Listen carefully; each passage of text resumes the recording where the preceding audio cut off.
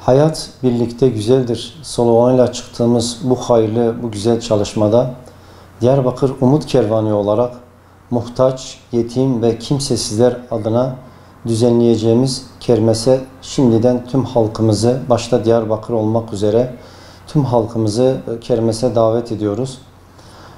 Bu kermesin amacı çaresiz, yetim ve kimsesiz olan bu mağdur ailelerimize yönelik bir destek çalışması olacak. Güzel bir etkinlik olacak. Dolayısıyla bu etkinliğe, bu iyilik kervanıyla birlikte tüm vatandaşlarımızı, tüm hayırseverlerimizi davet ediyoruz.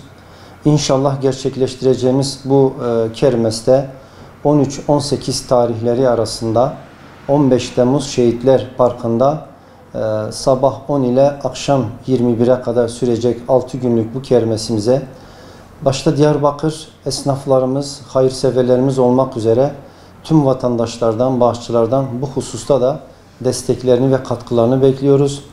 Rabbim şimdiden yapacağınız, katkı sunacağınız bu hayırlı işte, bu hayırlı amelde kendi katında kabul etsin. Tüm mağdurlar, yetimler adına çok çok teşekkür ediyoruz. Rabbim hayrınızı kabul etsin.